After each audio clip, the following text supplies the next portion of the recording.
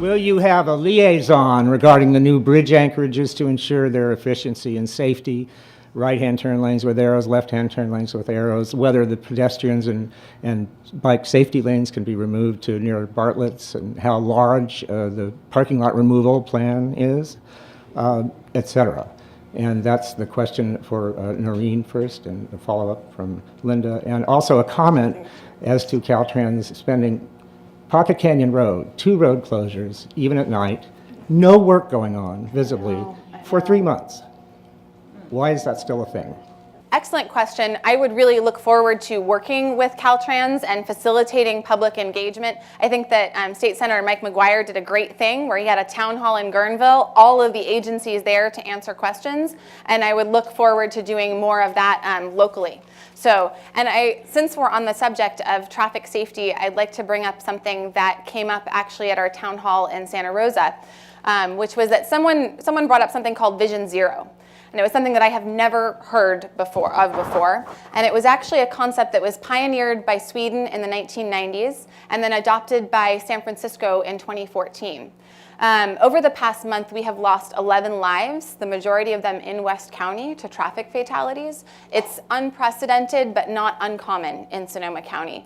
And so I really feel that one of the challenges with road issues is that you never know who's on first. You never know who to call. It could be Caltrans, it could be county, it could be city, it could be CHP, it could be sheriff, it could be police. There are so many agencies involved that when you have a local safety concern, you don't know who to pick up the phone and call.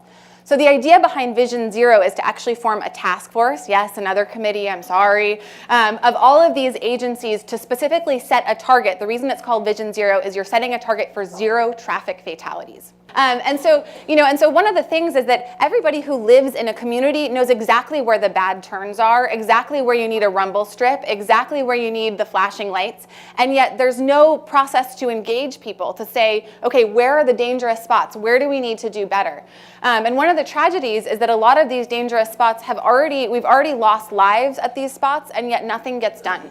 So to actually create a task force bringing all of these agencies together who can then work with individual communities to identify their needs is something that I am very supportive of. And I would love to adopt Vision Zero for Sonoma County and bring together the cycling community, the pedestrian community, and all of the different communities to identify where the needs are and how we can make the county safer. But it starts with public engagement. So to specifically answer your question, absolutely would love to work with Caltrans. I covered Caltrans a lot actually in the 5 years that I was a journalist, so I talked to those guys quite frequently and would love to facilitate community engagement surrounding the bridge. Thank you. The overall problem with the roads here is that they were not designed for their current use. They were designed for smaller communities, fewer tourists. And so the roads as their current design, and lower speeds too, because cars didn't go as fast as they do today. So we're dealing with very, very outdated roads. And Caltrans, I've worked with Caltrans for many years. They are one of the most difficult agencies to work with, but they are also one of the agencies that you see the most. You have the most interaction with. It's not usually willing interaction, but it's interaction nonetheless.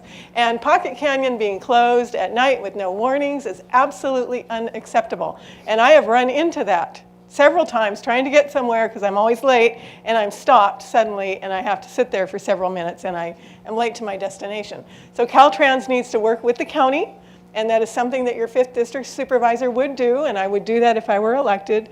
Work with the county to make sure that information goes out to all of the residents along the road before construction takes place, and to make sure that the community at large knows when construction is going to take place and where and what to expect.